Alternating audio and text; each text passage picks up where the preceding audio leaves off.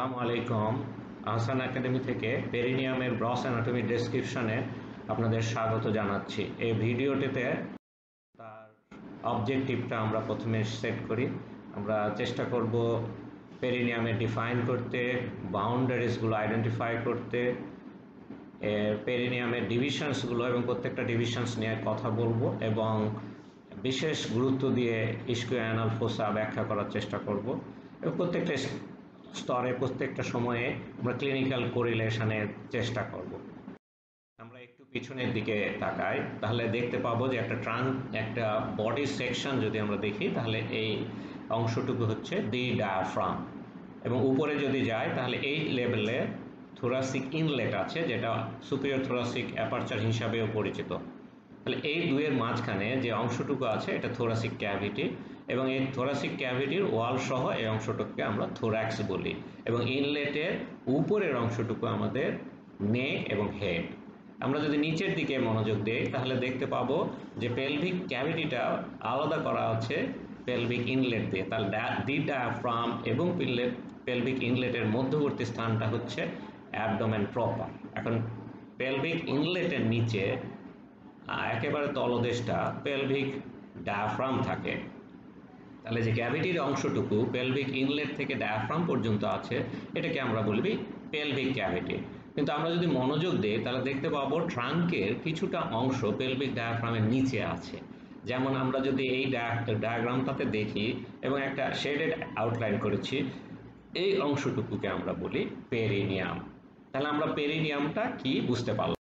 এখন আমরা পেরিনিয়ামকে ডিফাইন করার চেষ্টা করব। এই দুটো বডির সেকশন আমি রেখেছি। এখানে দেখেন নিচে যে ডায়মন্ড শেপড এরিয়াটুকু, নিচের যে ডায়মন্ড শেপড এরিয়াটুকু প্রক্সিমাল পার্ট অফ দ্য থাইয়ের মাঝখানে লুকানো আছে, এটা পেলভিক ডায়াফ্রামের নিচে। তাহলে এই ডায়মন্ড শেপড রিজিয়ন যেটা হলো পেলভিক ডায়াফ্রামের নিচে থাকে এবং আপার পার্ট অফ দ্য থাইয়ের মিডিয়াল অ্যাসপেক্টসের মধ্যে লুকানো থাকে, এইটাকেই আমরা পেরিনিয়াম বলি। তাহলে এইভাবে আমরা পেরিনিয়ামকে ডিফাইন।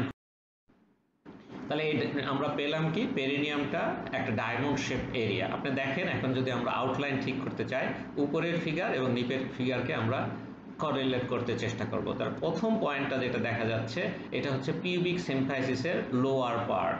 এই নিচের ফিগারে দেখি অ্যারোটা দেখাচ্ছে, এইটা হচ্ছে পিউবিক সিম্ফাইসিসের মিড লাইনের মাঝামাঝি যায় নিচের অংশ।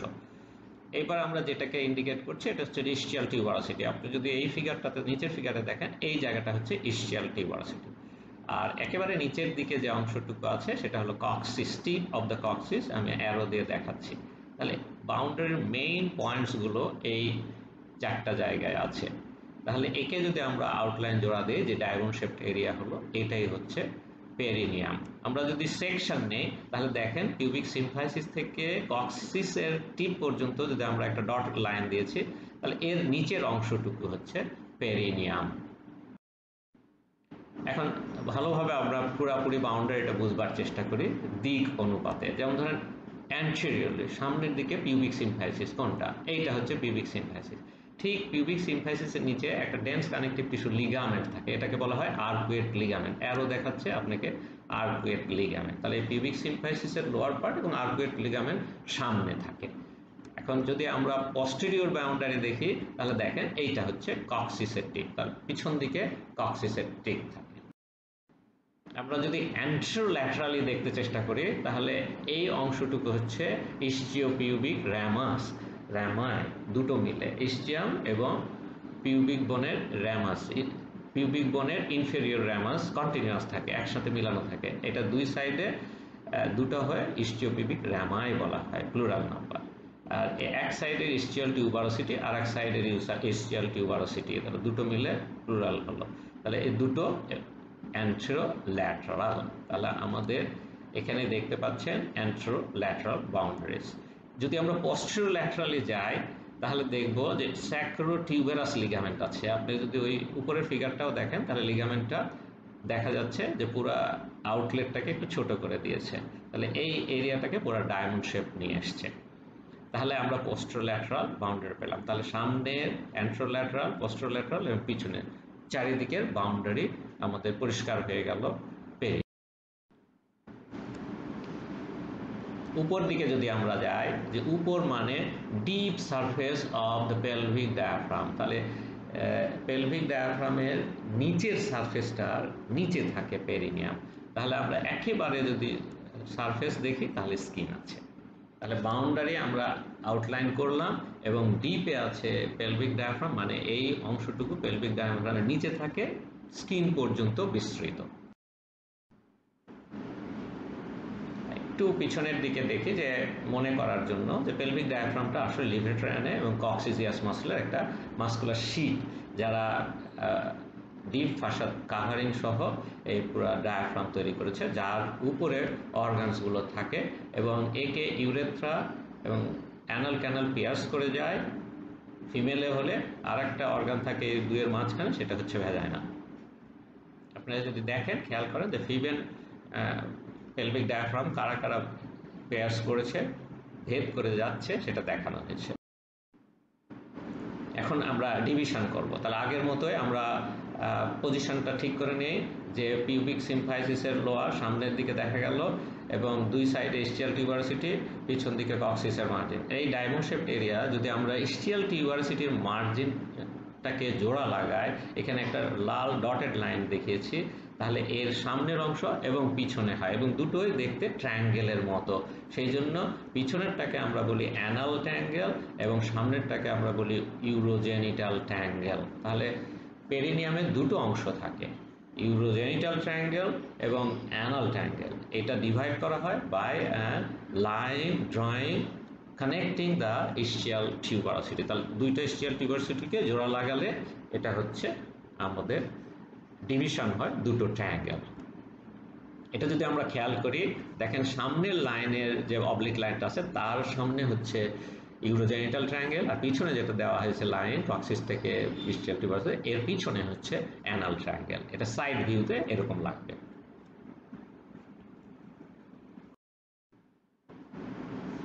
এখন আমরা ইউরোজেনিটাল ট্রায়াঙ্গেল নিয়ে ভাববার চেষ্টা করি।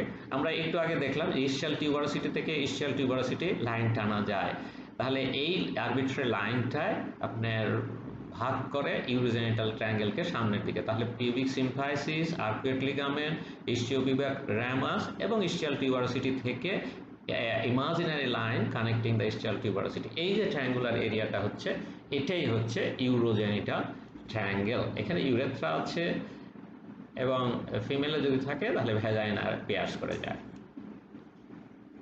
এই জায়গাটাতে আমাদের এক্সটার্নাল জেনিটালিয়া থাকে। সুতরাং মেল ফিমেলের ভ্যারিয়েশনস আছে। আমরা যদি পিছনের অ্যানাল ট্রায়াঙ্গেল, এই জায়গাটাকে আমরা বেশি গুরুত্ব দিতে চাচ্ছি কারণ ক্লিনিক্যালি এই জায়গাটা বেশি গুরুত্বপূর্ণ। এই জায়গাটাতে মেল ফিমেল কিন্তু একই রকম স্ট্রাকচার থাকে, সেজন্য একটা ব্যাখ্যা করলে দুটোই হয়ে যাবে যে এখানে অ্যানাল ক্যানাল এবং এই অ্যানাল ক্যানালের কিন্তু ওয়ালের সঙ্গে যেটা ইনভলান্টারি মাসলস থাকে সেটা ইন্টারনাল অ্যানাল স্ফিংক্টার, কিন্তু বাহিরে একদম বাহিরের দিকে স্ফিংক্টার লাগানো থাকে, সেটা কিন্তু ভলান্টারি। সেই জন্য এটাকে স্পেশাল মেনশন লাগে যে এই অ্যানাল ট্রায়াঙ্গেলটার মেডিয়াল ওয়ালে অ্যানাল ক্যানাল এবং স্ফিংক্টারস থাকে এবং এর বাহিরের দিকে এর ল্যাটারাল সাইডে ইস্কিও অ্যানাল ফোসা থাকে এবং তার কিছু ইম্পর্টেন্ট কন্টেন্টস আছে যা ক্লিনিক্যাল গুরুত্ব আছে। তাহলে আমরা এই ট্রায়াঙ্গেলে অ্যানাল ক্যানাল, তার স্ফিংক্টারস এবং ইস্কিও অ্যানাল ফোসা তার কন্টেন্ট পাব। তাহলে আমরা অ্যানাল ক্যানাল এলিমেন্টারি ট্র্যাক্টের সাথে ব্যাখ্যা করে থাকি। সুতরাং আজকে এই প্রেজেন্টেশনে আপনি ইস্কিও অ্যানাল ফোসা, এটা তাহলে আপনি যদি এই ফিগারটা দেখছেন, এটা ইনফেরিয়র থেকে দেখা হচ্ছে। এখন যদি আমি একটা সেকশন দেই এবং সামনের দিক থেকে দেখি তাহলে এটা দেখতে এইরকম হবে। তাহলে আপনি দেখতে পাচ্ছেন এখানে অ্যানাল ক্যানাল দেখা যায় এবং তার দুই সাইডে ইয়েলোইশ কালার, যেটা ফ্যাট কন্টেনিং এরিয়া, যেটাকে আমি শেড দিয়ে দেখালাম, সেটা হচ্ছে ইস্কিও অ্যানাল ফোসা। এর আর একটা নাম হচ্ছে ইস্কিও রেক্টাল ফোসা। এই জিনিসটা যদি আপনি ডান দিকের ফিগারটা দেখেন তাহলে সবুজ স্টেইন যে এরিয়াটা দেখানো হচ্ছে, এটা পিছনে দেখেন কন্টিনিউয়াস অ্যানাল ক্যানালের পিছনে এসে সংযুক্ত হয়ে গেছে, কিন্তু সামনের দিকে এটা ফ্রি থাকে, শেপ আলাদা থাকে। সেই জন্য এটাকে হর্সশু শেপড আকৃতির মনে হয় দেখতে।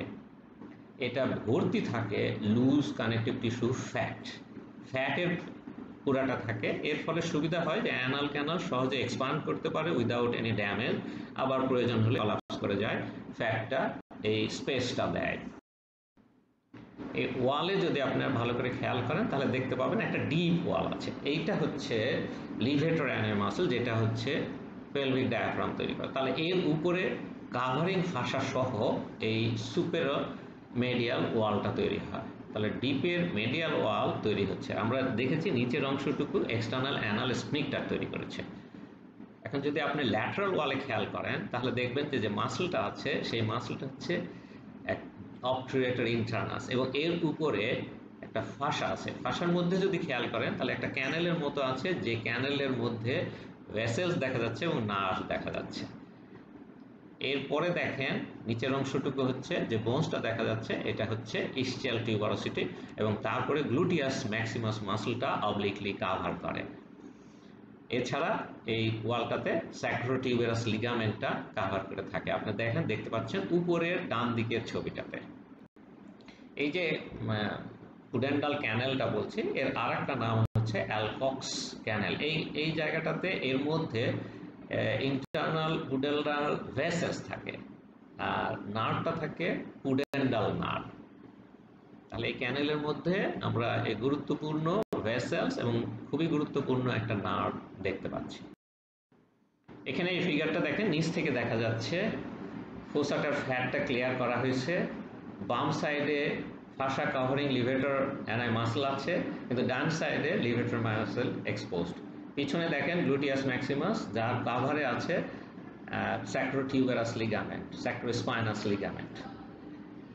তাহলে পিছনে এই ফ্যাটটা অ্যানাল কানেলের পিছন দিক দিয়ে কন্টিনিউয়াস, এবং সামনের দিকে এটা চলে যায় on either side of the genitalia. এখন আপনি দেখেন যে এই জায়গাটাতে আমরা পিছনে দেখতে পাচ্ছি এক্সটেনশন অ্যানাল ক্যানাল দিয়ে, টিপ দিয়ে, এখানে কক্সিসের টিপে যে অ্যানাল স্ফিংক্টারটা লাগছে তার তলা দিয়ে এটা কন্টিনিউয়াস। তাহলে অ্যাডেসিডাস টিস্যু আনইন্টারাপ্টেড থাকে পিছনে, মিড লাইন ক্রস করে চলে যায়। এটা একটা গুরুত্বপূর্ণ, এই জন্য যদি ডান সাইড অ্যাফেক্টেড হয় তাহলে ওটা বাম সাইডে স্প্রেড করে, কিন্তু সামনে দিয়ে এটা যেতে পারে না। সামনে কিন্তু যায়, যে এই জেনিটালিয়ার সাইড পর্যন্ত চলে। এখন আমরা পুডেন্ডাল ক্যানেল নিয়ে একটু চিন্তা করি।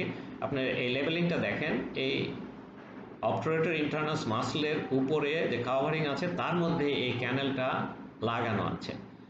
এই ক্যানেলটা খুবই গুরুত্বপূর্ণ, সেই জন্য জানা দরকার। এর মধ্যে ইন্টারনাল পুডেন্টাল ভেসেলস থাকে এবং অ্যাকম্পানিং নার্ভ মানে হচ্ছে ওটা পুডেন্টাল নার্ভ। এখন ইনফেরিয়র রেকটাল ভেসেলস আর নার্ভস, এরা কিন্তু দেখেন ডান ছবিটায় দেখা যাচ্ছে, ডানের নিচের ছবিটা, এবং উপরের ছবিটাতে আর্টারি শুধু দেখা যাচ্ছে, নীল আকারে নার্ভগুলো যাচ্ছে। এ ল্যাটারাল ওয়াল থেকে অ্যানাল ক্যানেলের দিকে যায়, সুতরাং এই ফ্যাটের ভিতর দিয়ে ব্লাড ভেসেলস এবং নার্ভসগুলো যায়। তাহলে ফ্যাটের মধ্যে অনেক নার্ভস আছে, সেগুলো হচ্ছে এই ইনফেরিয়র রেকটাল ভেসেলসের অ্যাকম্পানিং নার্ভস। এর গুরুত্ব কি? আপনি বাম দিকের ছবিটা দেখেন আর ডান দিকের নর্মাল অ্যানাটমি, কিন্তু বাম দিকে দেখেন যে ফ্যাটে অ্যাবসেস হয়েছে। অ্যাবসেসগুলো সাবকিউটেনিয়াস হতে পারে। তারপরে বাম দিকেরটা দেখানো হয়েছে, এটা হচ্ছে ইস্কিও অ্যানাল ফোসা ইনভলভ করেছে, এটাকে অনেক সময় ইস্কিও রেকটালও বলা হয়, অ্যাবসেস। এবং এর উপরে আবার দেখা যাচ্ছে যে সাবমিউকোসার মধ্যে অ্যাবসেস হয়েছে, এবং সবচেয়ে উপরেরটা হচ্ছে লিভেটর মাসলের উপরে সুপ্রা লিভেটর যে ফ্যাটটা আছে সেটা ইনভলভ হয়েছে। তাহলে দেখেন, যদি ইস্কিও রেকটাল ফোসা ইনভলভ হয়, যেটাকে ইস্কিও অ্যানাল ফোসা বলা হয়, তাহলে সেটা হর্সু শেপড হয়ে যেতে পারে, সেটা অপোজিট সাইডে যেতে পারে এবং সামনের দিকে এক্সটেন্ড করতে পারে। কখনো কখনো লিভেটর মাসল ভেদ করে সুপ্রা লিভেটর পার্টটার সঙ্গেও সংযুক্ত হতে পারে।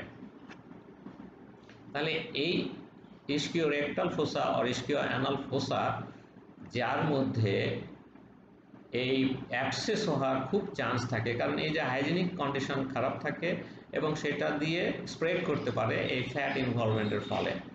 এই জায়গাটা যদি আমরা ইনসিশন দিয়ে তাকে পাস ক্লিন করতে যাই, তাহলে দেখেন ওটা ক্রস করছে, ফ্যাটগুলো ক্রস করছে নার্ভস, ল্যাটারাল ওয়ালে একটা বড় নার্ভ পুডেন্ডাল নার্ভ আছে, এই জায়গার ফ্যাটটাতে লোবিউল লোবিউল ভাগ থাকে, সুতরাং অ্যাবসেসটাও এরকম পার্টিশন দেওয়া ছোট ছোট লোবিউল থাকে।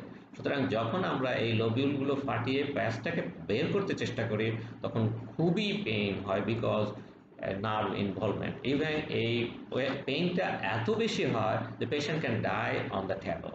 সেই জন্য আমরা অ্যানাস্থেশিয়া, জেনারেল অ্যানাস্থেশিয়া দিয়ে এই এরিয়ার বড় পাসগুলোকে ড্রেন করে থাকি। ধন্যবাদ এই প্রেজেন্টেশনের সঙ্গে থাকার জন্য।